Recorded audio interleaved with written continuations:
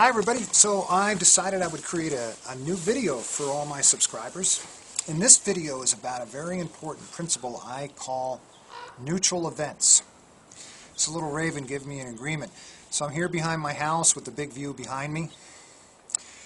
Neutral events. Let me give you a little test. And you tell me, you sort of pick the answer yourself. Okay, I'm gonna make two statements, brothers and sisters, and you tell me which one is the interpretation. I'm looking at it, let's say I'm looking out of my office and I'm looking at the cars. First statement, wow, there's a lot of traffic out there. Second statement, man, that traffic is really annoying. Now, which one, brothers and sisters, is the interpretation? Just think about that for a minute. First statement, wow, there's a lot of traffic out there. Second statement, man, that traffic is really annoying. Now, like most people who I've asked that question, most retreat people, if you said the second one, man, that traffic is really annoying, you're half right. It's a bit of a trick question. They're both interpretations. What you think is traffic and what I think is traffic could be two different things, especially since I live in Sedona, which there isn't a lot of cars. Now, what's actually happening in that moment, guys, is that there are 6 cars going by. That can't be interpreted. That's the neutral event that's going on. And then you have thoughts about that neutral event, which creates how you experience it, or the reality that you have about it. Now let's say if I'm in a really low mood one day and I see those 6 cars together and I could say, wow, when are these people ever going to leave town? Now if I'm in my natural high mood and really in my mental health, I'll look at those 6 cars and I'll say, wow, isn't it cool that these people get to really enjoy Sedona? Now another way of describing what happened there, guys, is that I've had 2 different realities about the same event. Here it is. The secret to life is in what I just said. You see, we have neutral events happening around us every second of every day of our life. Now, let me give you an ultimate neutral event, a really extreme one that I think will amplify my point. Now, a lot of you probably know I'm a cancer survivor. Getting cancer is a neutral event. It sounds pretty wild, right?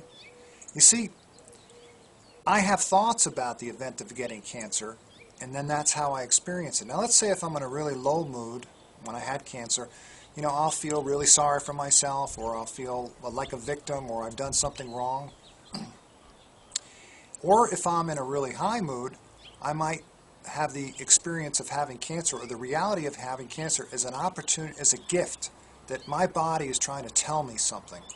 I know a lot of you are hip to that idea. This is certainly the mind-body connection.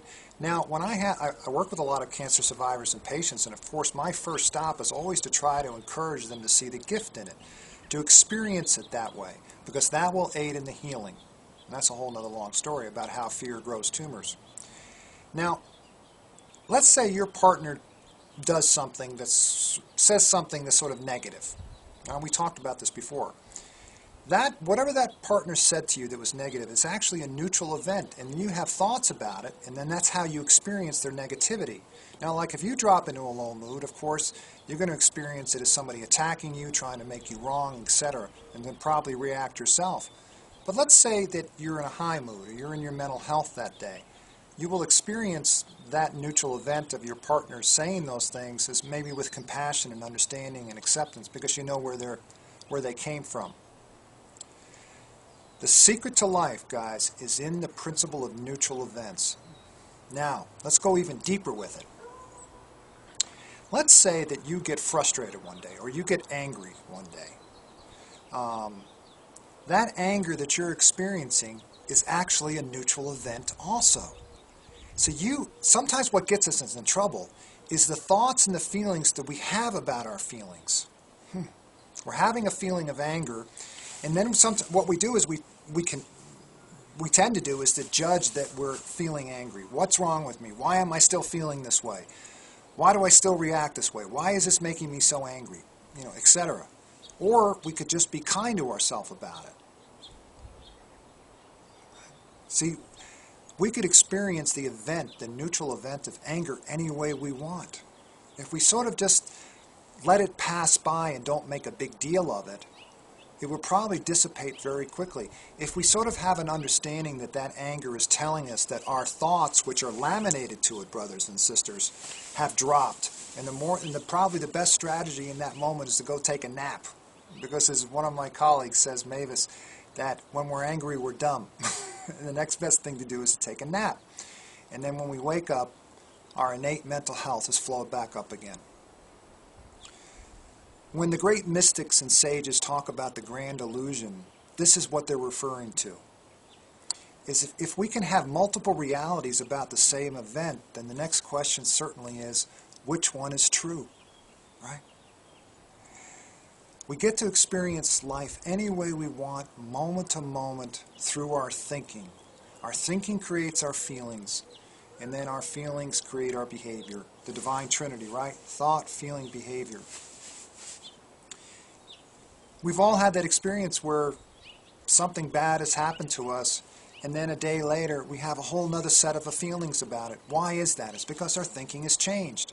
The event has not changed, only the way we see it. And what happens is that our natural mental health, our natural spiritual intelligence, our natural wisdom, which is our default setting, always flows back up to the surface if given enough time. This is really a principle, much like gravity, brothers and sisters.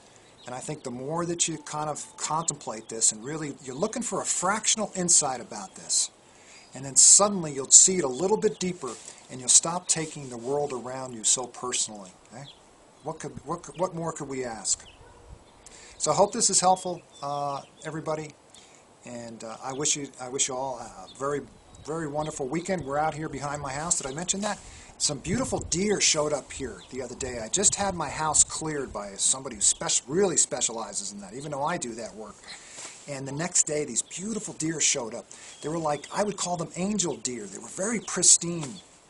I'm going to try to attach the deer video at the back of this. So hopefully, I'm not sure yet, but if you see it there, you see it there. And if you don't, I'll work on it and get it so that you can all see it. It was very special and very magical. So I hope to see you all out here in the Magic Kingdom sometime soon. I'm sure you're all aware of my online programs, and if any of you, the Spiritual Warrior Program, the Shamanic Training Program, the Sedona Vortex Video Series, and any of you have any interest, don't hesitate to email me or call me. Okay. Aho, aho, my friends. Good journey.